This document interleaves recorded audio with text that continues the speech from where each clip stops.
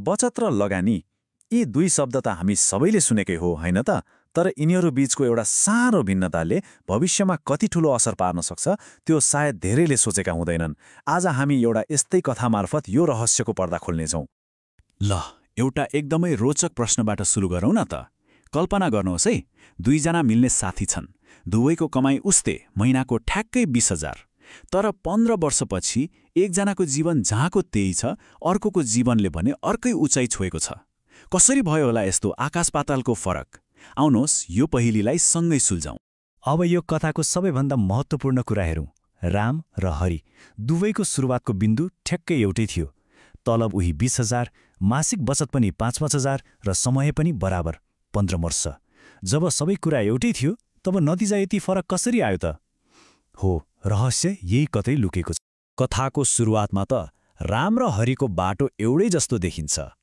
तर उनीहरूले आफ्नो बचत गरेको पैसालाई के गर्ने भन्ने बारेमा लिएको एउटा सानो निर्णयले उनीहरूको यात्रालाई दुई बिल्कुलै फरक मोडमा पुर्याइदिन्छ। ल, पहिले रामको बाटो हेरौँ।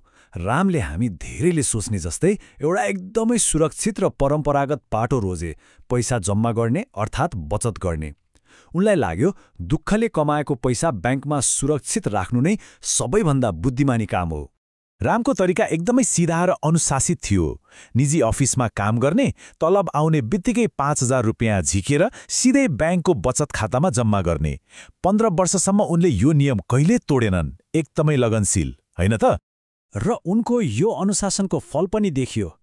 15 वर्षसम्म हरेक महिना 5,000 जम्मा गर्दा उनको 9 लाख सावा भयो। त्यसमाथि ब्याङ्कले दिएको औसत 4% ब्याज जोड्दा उनको खातामा लगभग 12 लाख रुपियाँ जम्मा भयो। हेर्दा त यो रकम ठुलै देखिन्छ, होइन र?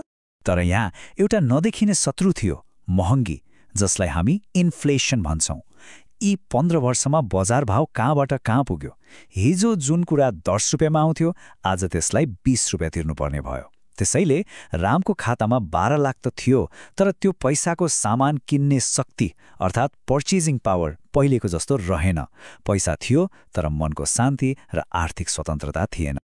अब कथाको दोस्रो मोडमा जाउँ, जहाँ हरिको यात्रा सुरु हुन्छ।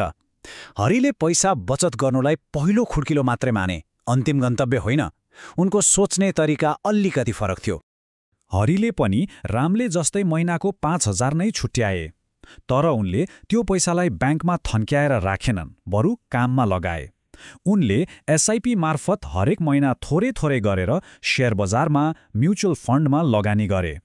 उनले पैसाले पनि आफ्नो लागि काम गरोस् भन्ने बाटो रोजे। अब नतिजा सुन्दा त साँच्चै अचम्म लाग्न सक्छ। उनको लगानीले बजारको औसत प्रतिफल मानौ वार्षिक 12% मात्र दिँदा पनि 15 वर्षपछि हरिसँग करिब 40 लाख रुपियाँको सम्पत्ति तयार भयो। यो रामको भन्दा 3 गुणा भन्दा पनि धेरै हो। यो पैसाले हरिको जीवनमा ल्याएको परिवर्तन रकमभन्दा पनि ठूलो थियो। अब उनलाई छोराछोरीको राम्रो स्कुलको फी तिर्न होस् वा घरमा कोही बिरामी पर्दा कुनै तनाव थिएन। उनी आफ्नो भविष्यप्रति ढुक्क थिए। हरिसँग पैसा मात्र होइन, आफ्नो जीवनका निर्णयहरू स्वतन्त्र भएर लिने आत्मविश्वास पनि थियो। ल, अब एकै ठाउँमा राखेर हेरौँ। एउटै सुरुवात गरेका यी दुई साथीको जीवनमा 15 वर्षपछि आखिर कस्तो फरक आयो त? यो तालिकाले पुरै कथालाई एकै नजरमा देखाइदिन्छ। एकातिर राम, जसको 12 लाख रुपियाँको मूल्य समयसँगै घट्दै गयो। अर्कोतिर हरि, जसको 40 लाख रुपियाँको सम्पत्तिले उनलाई चिन्तामुक्त र आत्मविश्वासी बनायो। एउटा सानो निर्णयले भविष्य कति फरक पार्न सक्दो रहेछ है। र यदि शब्दमा विश्वास लागेन भने यो चित्र हेर्नुहोस् त। रामको सम्पत्तिको ग्राफ र हरिको सम्पत्तिको ग्राफ बीचको यो खाडलले नै सबै कुरा स्पष्ट पार्छ। यो भिन्नता सानोतिनो होइन, यो जीवनै परिवर्तन गर्ने खालको छ। त्यसो भए हरिको सफलताको पछाडि कुन जादु थियो त? र रामको मेहनतले किन सोचे जस्तो फल दिएन? आउनुहोस् यसको पछाडिको आर्थिक सिद्धान्तलाई एकदमै सरल भाषामा बुझौँ। हरिको गोप्य हतियार थियो कम्पाउन्डिङ। यसलाई चक्रीय ब्याज पनि भनिन्छ। यो भनेको लगानीबाट आएको नाफाले पनि फेरि आफ्नो लागि नाफा कमाउन थाल्छ। सुरुमा बिस्तारै बढे पनि समयसँगै यसले पैसालाई गुणात्मक रूपमा बढाउँछ। यो पैसाले पैसा कमाउने एउटा शक्तिशाली प्रक्रिया हो। सरल भाषामा भन्दा बचत भनेको पैसालाई सुरक्षित राख्नु हो। एउटा बलियो बाकसमा बन्द गरे जस्तै। तर लगानी भनेको पैसालाई काममा लगाउनु हो, एउटा बिउ रोपेर त्यसबाट पुरै बोट बनाउनु जस्तै। रामले पैसालाई सुरक्षा दिए, हरिले पैसालाई हुर्काए। नेपालको सन्दर्भमा त यो कुरा झनै महत्त्वपूर्ण छ। कहिलेकाहीँ त ब्याङ्कको मुद्दती निक्षेप अर्थात् एफडीले दिने ब्याजभन्दा महँगी दर बढी हुन्छ। यसको अर्थ के हो भने ब्याङ्कमा पैसा राख्दा पनि हाम्रो पैसाको शक्ति घटिरहेको हुन सक्छ। त्यसैले वास्तविक सम्पत्ति बनाउनको लागि लगानी एउटा बलियो विकल्पको रूपमा देखिन्छ। राम र हरिको कथा एउटा उदाहरण मात्र हो, तर यसले हामी सबैलाई आफ्नो पैसाको बारेमा एकपटक गहिरिएर सोच्न बाध्य बनाउँछ, किनकि हाम्रो भविष्य हाम्रो आजको निर्णयमा निर्भर गर्छ। यो कथाको सार यही हो, पैसा बचाउनु एकदमै राम्रो बानी हो।